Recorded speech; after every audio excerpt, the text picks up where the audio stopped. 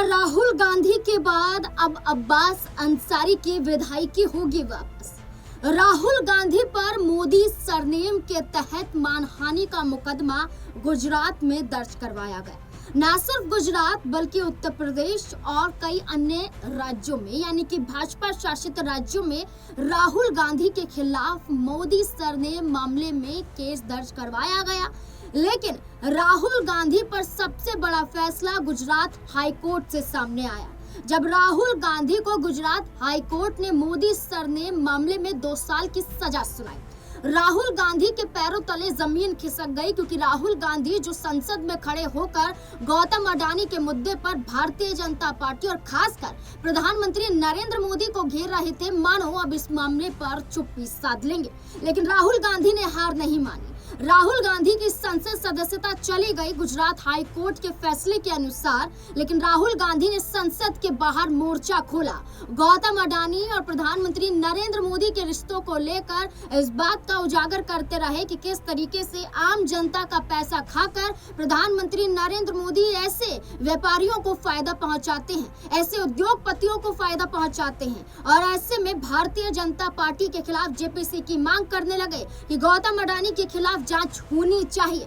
राहुल गांधी ने हार नहीं मानी। राहुल गांधी ने न सिर्फ गौतम अडानी के मुद्दे पर भारतीय जनता पार्टी को घेरा, बल्कि गुजरात हाई कोर्ट के फैसले को चुनौती दी। कहां चुनौती दी? सुप्रीम कोर्ट में। राहुल गांधी ने गुजरात हाई कोर्ट के फैसले को चुनौती देते हुए सुप्रीम कोर्ट में एक याचिका दाखिल करवाई और अपने ऊपर लगे तमाम आरोपों और 2 साल की सजा को हटाने के लिए इस याचिका के तहत गुहार लगाई।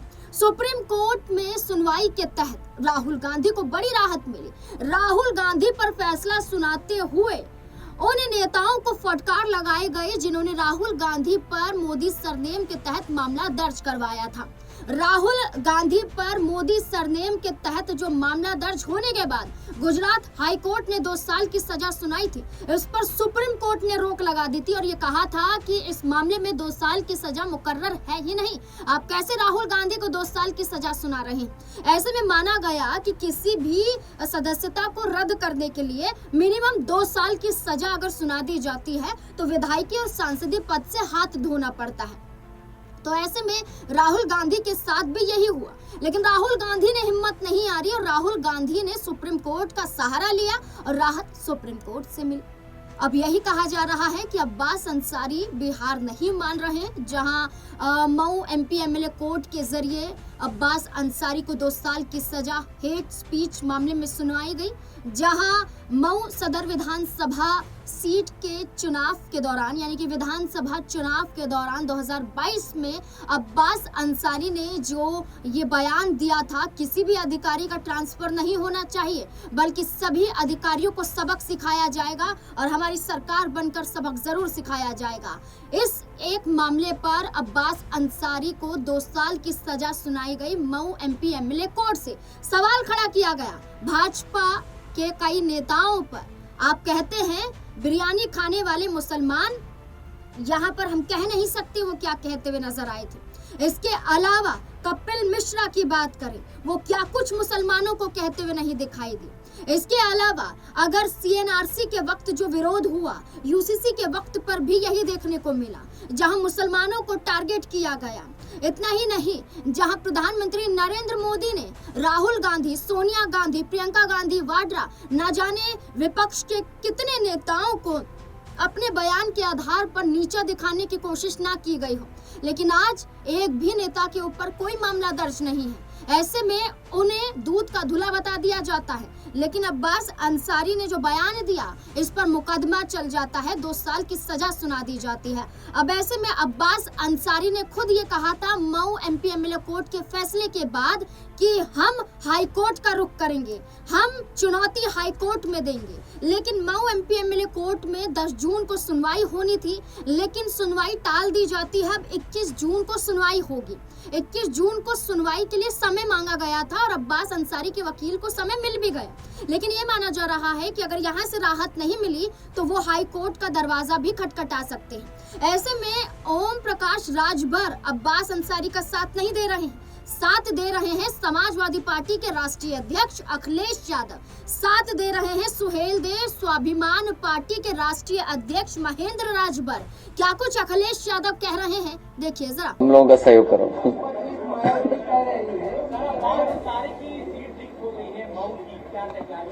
देखिए, हालांकि मैं ऐसी बात कह दूं जिससे हम पे भी हमारे भी मुकदमे दर्ज हो जाएं।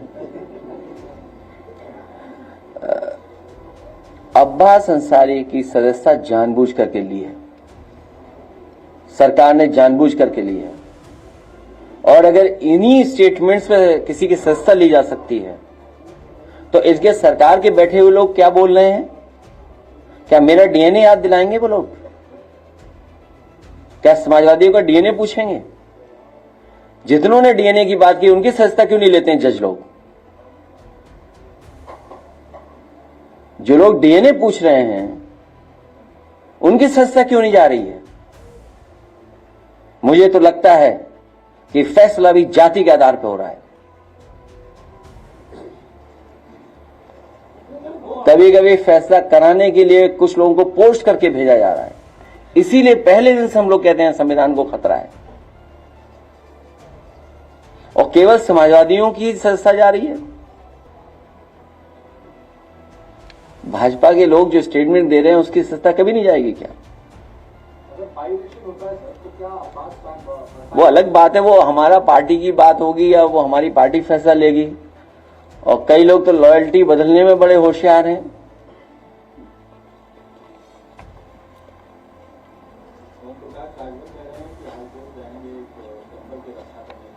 किसकी रक्षा करेंगे?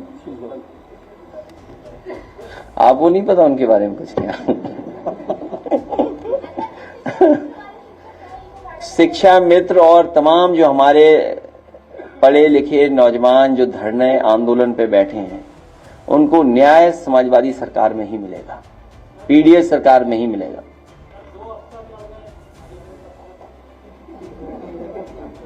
सुनने में आया कोई पहले ही रिटायरमेंट की चिट्ठी ले आया, कोई सुनने में आया कि किसी ने अपना छोड़ दिया, कोई सीनियर अधिकारी ने।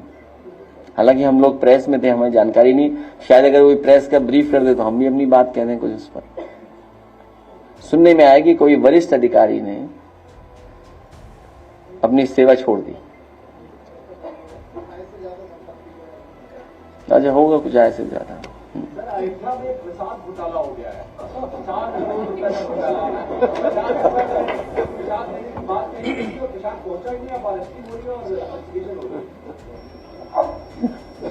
मत बोल बॉस। अब जो उनके हाथ में उसी में घोटाला कर सकते हैं। अरे वही नहीं घोटाला, आप बताइए कि आपको हमको पता ही नहीं लगा कि वो उत्तराखंड में पैसा किसका था। अखिलेश यादव ने इसे एक षड्यंत्र बताया और अब्बास अंसारी पर जानबूझकर मुकदमा चलाने के लिए इसे साजिश करार दिया।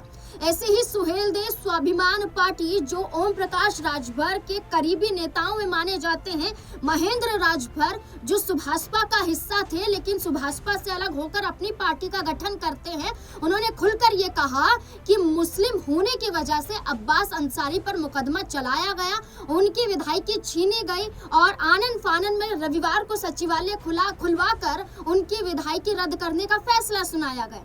अब ऐसे में ओम प्रकाश राजभर इस वजह से फंसे हुए हैं क्योंकि वो कह रहे थे कि समाजवादी पार्टी का हिस्सा थे तब अब्बास अंसारी को गलती से चुनावी मैदान में उतार दिया था।